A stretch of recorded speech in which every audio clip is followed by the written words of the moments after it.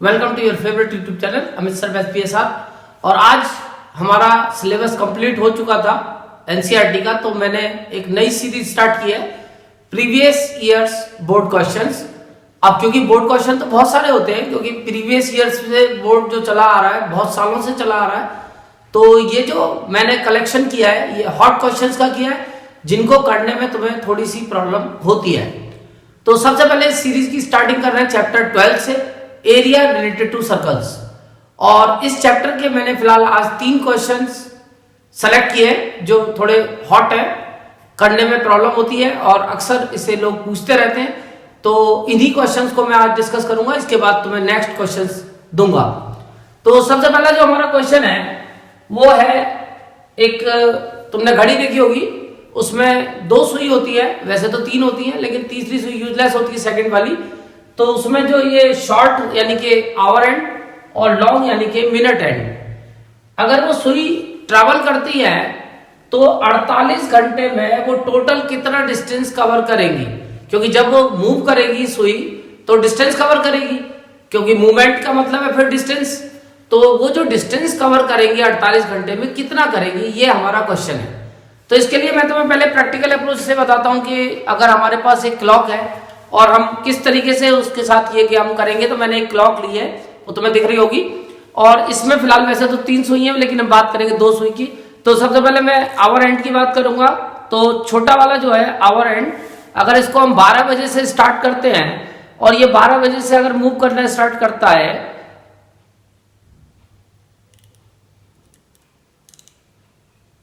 तो वापस ये 12 पे जो आता है, यानी एक राउंड जो ये पूरा लेता है तो 12 घंटे में लेता है। यानी कि यहां से एक चीज क्लियर हो गई कि आवर एंड को वो पूरा राउंड लेने में, एक राउंड पूरा कंप्लीट करने में 12 घंटे की जरूरत होती है। तो सीधी सी बात है 48 आवर्स में 4 राउंड ले लेगा। तो नंबर 1 सिस्टम तो आवर एंड का होगा। अब इसके बाद मिनट वाले पे आ जाओ। तो अगर ये मिनट की सुई हमारी 12 बजे से स्टार्ट करती है मूव करना, तो वापस ये जब एक राउंड लेती है तो वापस ये 12 पे जब आती है तो तुम देखते हो 1 घंटे में ये एक राउंड पूरा कर लेती है। तो इसका मतलब इससे हमें जो रिजल्ट मिला वो ये मिला कि ये जो मिनट की सुई है बड़े वाली, ये 1 घंटे में एक राउंड लेती है, और जो छोटी वाली सुई है यानी कि आवर एंड, वो एक राउंड लेने में 12 घंटा लेती है। तो इसी कैलकुलेशन को हम अपने दिमाग में रखेंगे। और सबसे पहले हम जैसे बात करते हैं घड़ी की, तो हमारे पास जो घड़ी होती है उसमें हम दोनों सुई पे से एक साथ लेके चलते हैं। ये छोटी वाली सुई है और ये मान लो बड़ी वाली सुई है। तो जब ये मूव करेगी तो एक छोटा सर्कल कवर करेगी, ये छोटा सर्कल बनेगा, और जब ये मिनट वाली सुई मूव करेगी तो एक बड़ा सर्कल बनेगा, यानी 2 कॉन्सेंट्रिक सर्कल। तो अगर ये 2 कॉन्सेंट्रिक सर्कल में मूव करती हैं और इन सर्कल्स को हम अलग अलग करें, तो जो शॉर्ट हैंड है यानी कि जो हमारी आवर वाली सुई है शॉर्ट हैंड, उसकी अगर हम बात करते हैं तो एक छोटा सर्कल बनाएगी जो अंदर वाला सर्कल है, और इसकी रेडियस तो वही रहेगी जो इसकी लेंथ है। अब शॉर्ट हैंड की लेंथ है 4 सेंटीमीटर, तो यानी कि छोटे वाले सर्कल की रेडियस रहेगी 4 सेंटीमीटर। और अगर हम बात करेंगे बड़े वाले की, लॉन्ग की यानी कि मिनट की सुई की, तो उसका सर्कल थोड़ा बड़ा बनना है और इसकी रेडियस यही रहेगी जो मिनट हैंड की लेंथ है यानी कि 6 सेंटीमीटर। तो पहले तो ये चीज क्लियर हो गई कि दोनों की जो सर्कल की रेडियस लेनी है वो हमें उनके लेंथ को ही लेना है। अब इसके बाद में बात आती है कि जब ये मूव करती है, ये शॉर्ट हैंड यानी कि आवर हैंड जब मूव करता है तो एक राउंड में इसकी जितनी सरकमफ्रेंस है सर्कल की, ये उतना डिस्टेंस कवर करता है। ऐसे ही जो मिनट की सुई है जब ये मूव करती है तो एक राउंड में जितनी इसकी सरकमफ्रेंस है उतना कवर करती है। तो बस अब हमें ये देखना है कि 48 घंटे में कितना डिस्टेंस कवर करेंगी, यानी कितने राउंड लेंगी।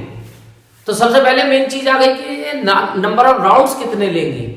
तो उसके लिए जो हम पहले बात करते हैं, मान लो शॉर्ट हैंड की, शॉर्ट हैंड में हम लेते हैं आवर हैंड को, शॉर्ट हैंड यानी आवर हैंड। तो इसके लिए हमारे पास जो सिस्टम है, सबसे पहले हम निकाल लेते हैं इसका रेडियस सर्कल का। तो जो रेडियस रहेगा इसका वो तो वही रहेगा जो इसकी लेंथ है यानी कि 4 सेंटीमीटर। इसके बाद हम निकालते हैं number of rounds number of rounds made by short hand in 12 hours. तो एक राउंड लेगी 12 घंटे में एक राउंड, तो इसका मतलब 48 घंटे में। तो तुम देख सकते हो कि 12 घंटे में एक राउंड है, तो 12 से डिवाइड करके 48 को तुम नंबर ऑफ राउंड्स निकाल सकते हो। तो इसका मतलब नंबर ऑफ राउंड्स जो इसके बनेंगे, नंबर ऑफ राउंड्स बराबर number of rounds made by, चलो पूरा लिख लो, number of rounds made by short hand. तो वो बनेंगे 48 आवर्स को हम डिवाइड कर देंगे एक राउंड जितने टाइम में लिया है, यानी एक राउंड लिया 12 घंटे में, तो 12 घंटे से इसको डिवाइड कर देंगे, तो ये नंबर ऑफ राउंड्स हमारे आ जाएंगे 4। यानी अब हमें ये पता चल गया कि 48 घंटे में 4 राउंड लेगी। अब हम देखेंगे कि कितना डिस्टेंस ट्रेवल करेगी ये एक राउंड में। तो since the distance travelled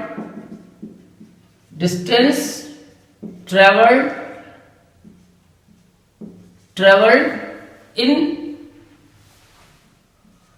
1 round,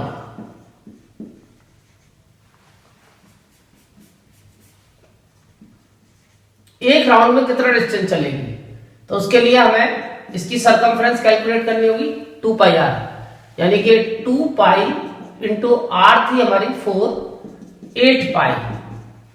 एक राउंड में 8 पाई इसने डिस्टेंस ट्रेवल किया, तो इसका मतलब टोटल डिस्टेंस, क्योंकि टोटल 48 घंटे में इसने 4 राउंड लिए, तो total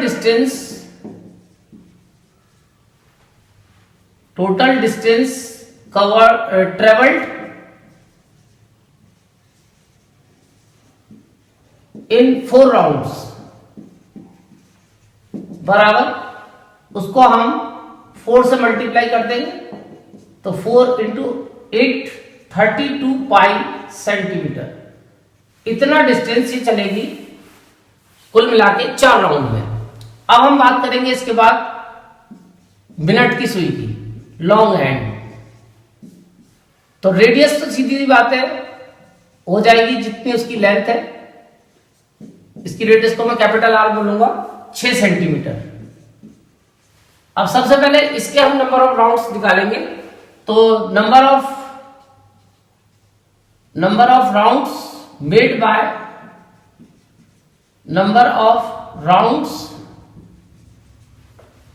bye long hand in, अब ये 1 घंटे में एक राउंड लेती है, इन 1 आवर इज इक्वल टू 1। तो इसका मतलब अब इसके टोटल राउंड निकालने के लिए तुम्हें 1 घंटे से डिवाइड करना पड़ेगा उस टोटल टाइम को। तो इसका मतलब नंबर ऑफ राउंड्स बराबर number of rounds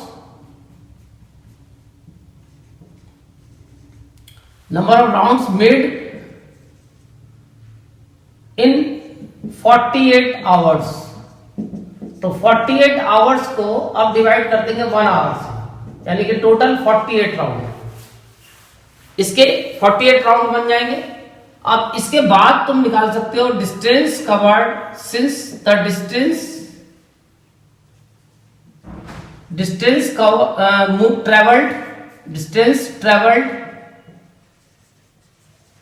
travelled in 1 round, एक राउंड में कितना डिस्टेंस ट्रेवल करेगी। तो उसके लिए तुम्हें 2 पाई r निकालना पड़ेगा, यानी कि 2 पाई, और जो तुम्हारा रेडियस है इसका 6 सेंटीमीटर है, तो 6 2 जा 12 पाई सेंटीमीटर। एक राउंड में 12 पाई सेंटीमीटर का डिस्टेंस चलेगी, तो इसका मतलब total distance travelled in, total round लिए थे इसने 48 आवर्स में 48 rounds is equal to 48 into 12 pi. अब 48 की हमें 12 पाई से मल्टीप्लाई करनी पड़ेगी, तो 48 इंटू 12 8 टू जा 16 1 और 4 टू जा 8 और 1 96 और 8 और 4 बन जा 4 6 7 और 5 यानी 576 पाई सेंटीमीटर। ये टोटल इतना डिस्टेंस चलेगी। तो इसका मतलब दोनों का कंबाइंड जो डिस्टेंस होगा, इसका 32 पाई था और इसका 576 पाई सेंटीमीटर आया है। तो इसका मतलब टोटल डिस्टेंस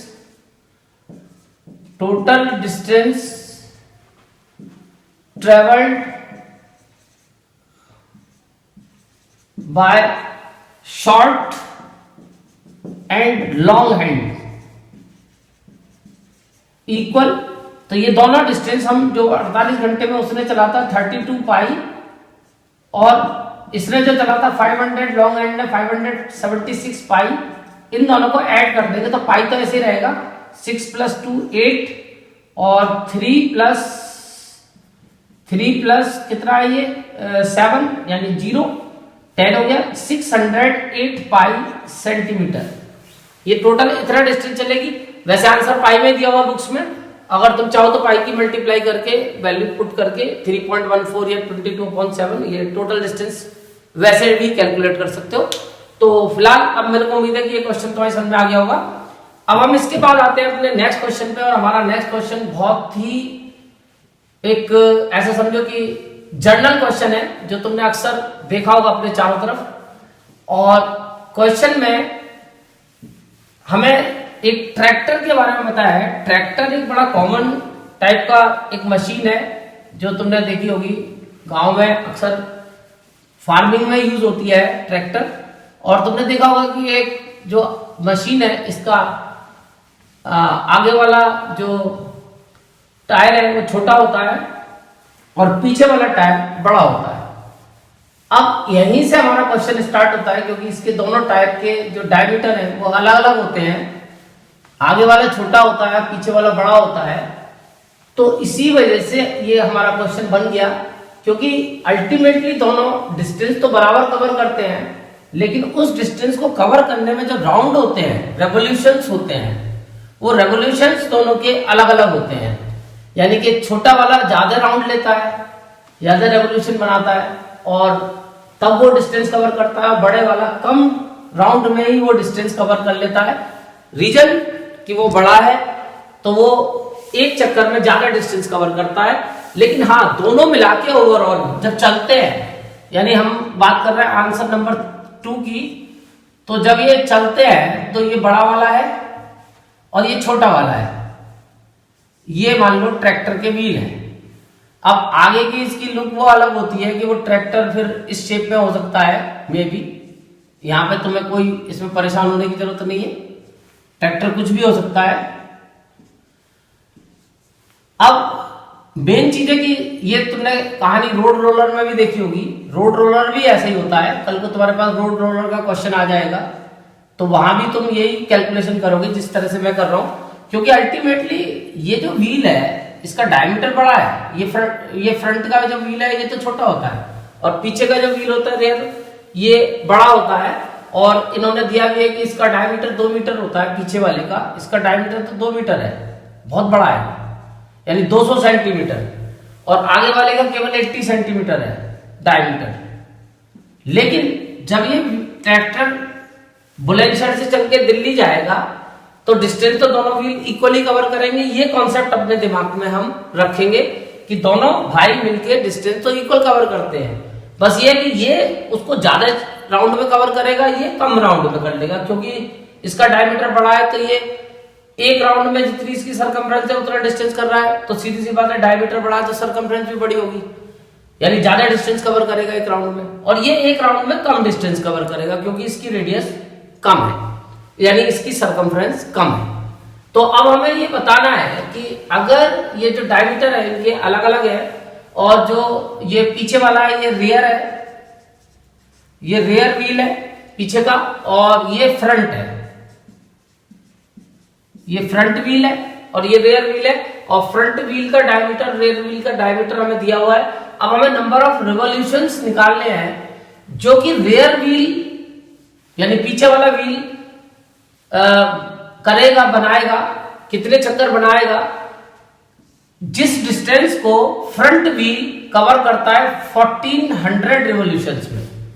यानी जो आगे वाला व्हील है उसके हमें नंबर ऑफ रिवोल्यूशंस दिए हैं कि ये 1400 रिवोल्यूशंस लेता है, तो 1400 रिवोल्यूशंस में ये कितना डिस्टेंस कवर करेगा सबसे पहले तो हम ये देखेंगे, और समझ लो कि उतना ही डिस्टेंस फिर पीछे वाला भी कवर करेगा, और फिर हम ये देखेंगे कि वो डिस्टेंस को कवर करने में ये पीछे वाला व्हील कितने राउंड लेगा, यानी कितने रिवोल्यूशंस बनाएगा।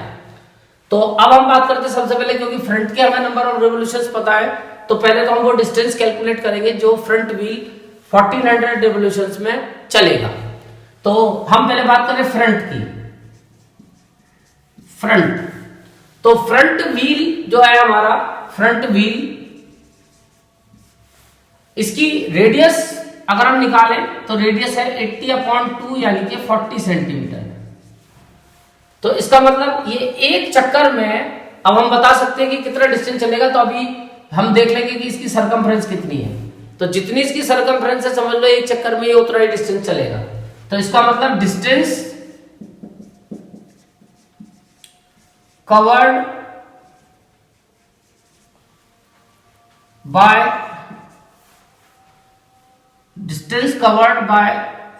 फ्रंट व्हील इन 1 रिवॉल्यूशन, एक रिवॉल्यूशन में कितना चलता है, तो एक रिवॉल्यूशन में ये चलेगा जितनी इसकी सरकमफ्रेंस होगी यानी कि 2πr। अब हमें r की वैल्यू पता है 40 सेंटीमीटर, तो इसका मतलब एक चक्कर में चलेगा 2π × 40 यानी कि 40 × 80 पाई सेंटीमीटर।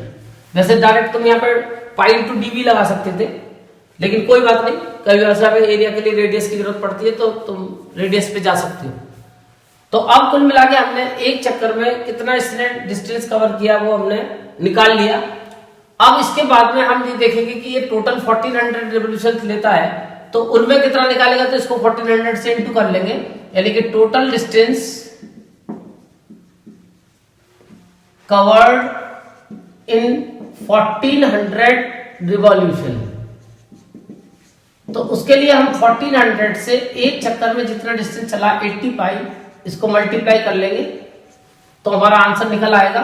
तो यहाँ पे हमें केवल 14 की 8 से मल्टीप्लाई करनी है, 8 4 32 और 8 1 8 और 3 11, यानी कि 1 1 2 और 2 और 1 30 पाई सेंटीमीटर, ये इतना डिस्टेंस चल जाएगा टोटल 1400 रिवोल्यूशंस में।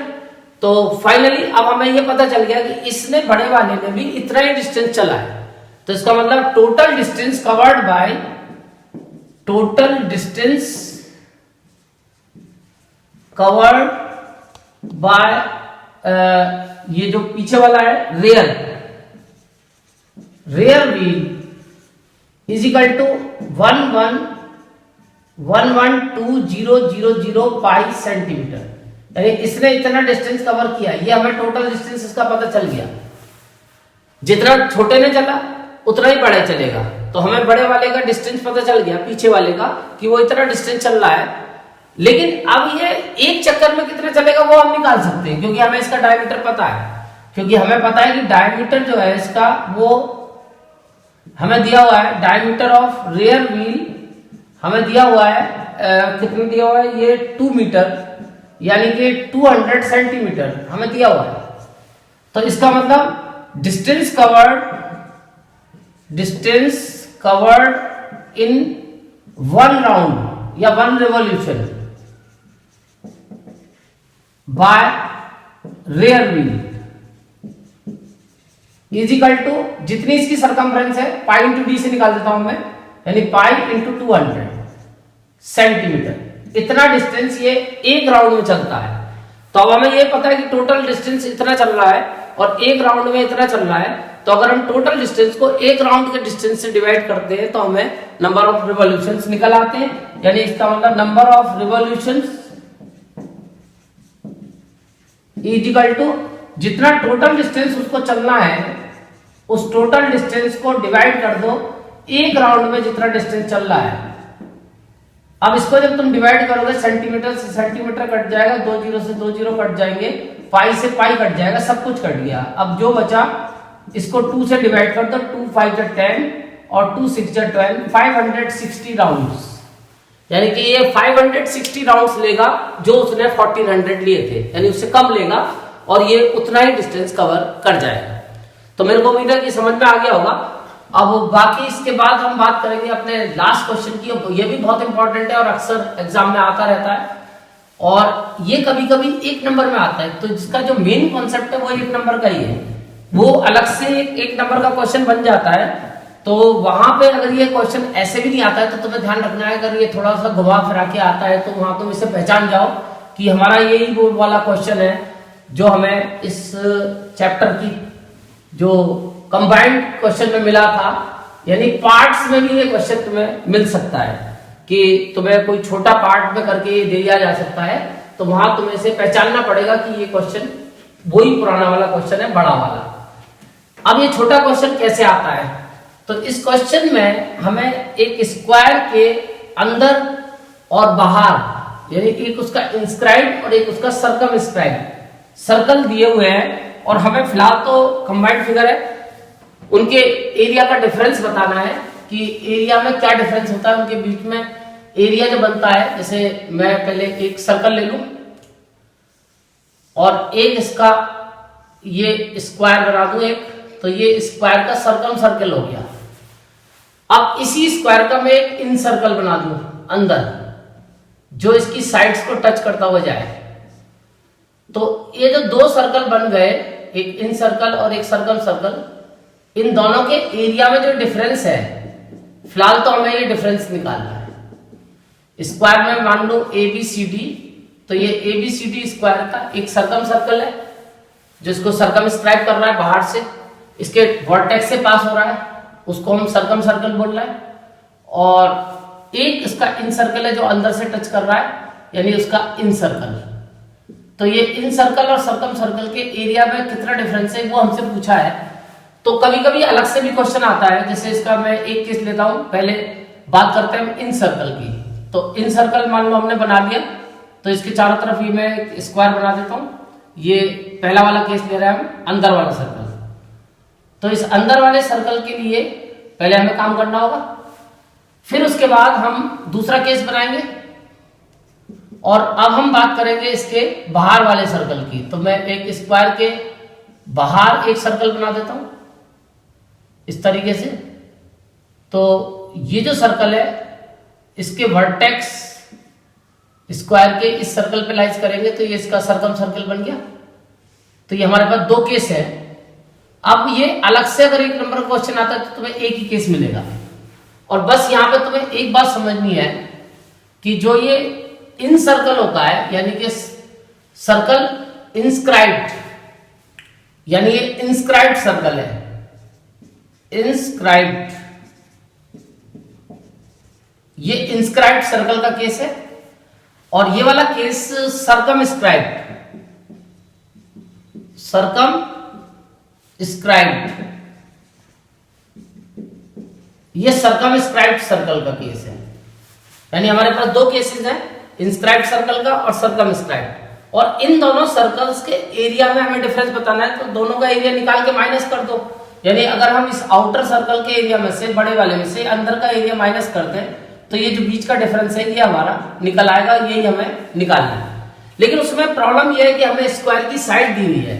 दोनों केस में हमारे पास केवल स्क्वायर की साइड है। स्क्वायर क्योंकि कॉमन है दोनों में, इसमें भी स्क्वायर ABCD है और इसमें भी स्क्वायर ABCD है। और स्क्वायर की जो साइड है वो हमारी दे रखी है 10 सेंटीमीटर। अब सबसे पहले हमें सर्कल की एरिया चाहिए तो रेडियस निकालनी पड़ेगी। तो यहां पे तुम ध्यान रखोगे कि इसकी जो सर्कल की डायमीटर होगी वो स्क्वायर की साइड के इक्वल होगी, और यहां पे जो सर्कल की डायमीटर होगी वो इस स्क्वायर का डायगोनल बन जाएगी। तो बस तुम्हें ये कॉन्सेप्ट 1 नंबर के लिए याद रखना है कि इस केस में जो रेडियस होगी, रेडियस वो स्क्वायर की जो डायमीटर है, पहले तुम डायमीटर की बात करो रेडियस की नहीं, कि जो इसकी डायमीटर होगी, diameter of inscribed circle,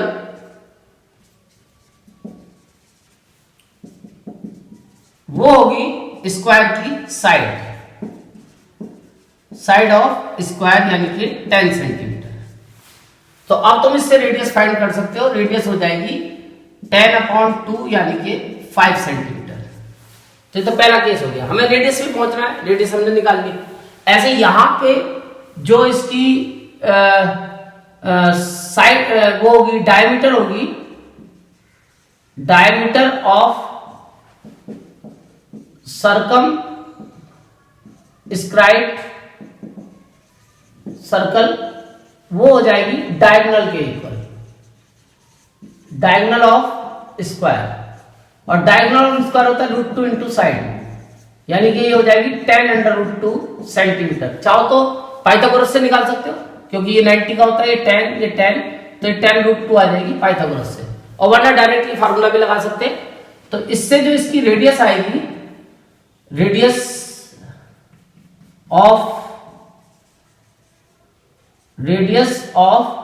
circum scribed circle, ये आ जाएगी 10√2/2 यानी कि 5√2 सेंटीमीटर। तो बस हमें इसकी रेडियस की जरूरत थी, ये हमें रेडियस मिल गई। अब हम निकाल सकते हैं एरिया बिटवीन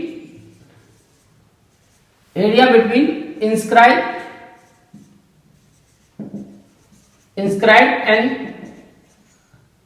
circumscribed